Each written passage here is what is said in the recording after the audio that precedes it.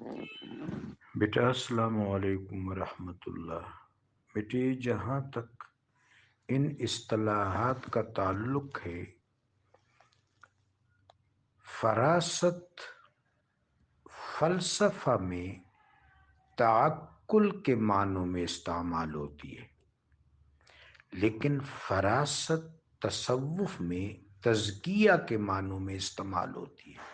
سالک کی فراست یہ ہے بزبان تصوف، بزبان اصطلاح، کہ وہ شر سے اپنے آپ کو محفوظ رکھے اور جلب خیر کرے، تو یہ سالک کی فراست ہے، یعنی غیر سے مجتنب رہے اور حق سے ملتفت رہے، تو یہ سالک کی فراست ہے۔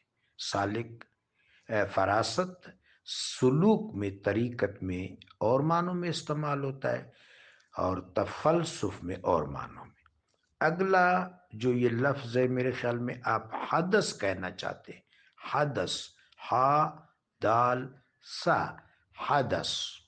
اب اس کو اگر فقہ میں استعمال کریں تو اس کا مطلب ہے وضو کا ٹوٹ جانا، لیکن حدث جب تصوف میں استعمال ہوتا ہے تو خود فراموشی کے معنوں میں۔ وہ سالک اگر وہ اپنے آپ سے، اپنے اوقات سے، اپنے مقام سے، اپنے احوال سے خدا نخواستہ غافل ہو جائے، تو یہ جس طرح قبض کی جو صورتحال ہے اس میں غفلت نہیں ہوتی، اس میں ایک تضیق ہوتا ہے۔ حدثہ جو ہے یہ غفلت کے معنوں میں، خود فراموشی کے معنوں میں ہے۔ آگے کشف ہے، اس پر کئی دفعہ بات ہو چکی ہے۔ کشف مشاہدہ کی قابلیت کا نام ہے، مشاہدہ کے نتیجہ اور ثمر کا نام ہے۔ الہام جو قلب پر، سالک کے قلب پر جو واردات ہوتی ہے، جو ورود ہوتا ہے اللہ کے فضل و عطا سے اور سرکار دو عالم نبی رحمت صلی اللہ علیہ وسلم کے صدقے، جو سالک کے کامل کے قلب پر اور اس کے الطاف پر، اس کے باطن پر جو ورود سعید ہوتا ہے، اس کو الہام کہتے ہیں۔ وہی جو ہے کئی قسم کی ہے۔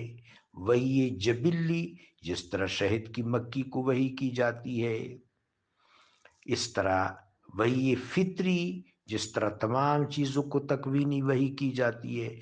وحی مطلوع، قرآن پاک کی وحی جو میرے آقا و مولا علیہ الصلوۃ والسلام کے قلب اطہر پر نازل ہوتی ہے، وہ وحی مطلوع ہے۔ وحی غیر مطلوع، میرے آقا علیہ الصلوۃ والسلام جو ارشادات فرماتے ہیں اور احادیث فرماتے ہیں، کلمات فرماتے ہیں، تحدیث فرماتے ہیں، تو اس کو وحی غیر مطلوع کہتے ہیں۔ جزاکم اللہ خیر الجزا۔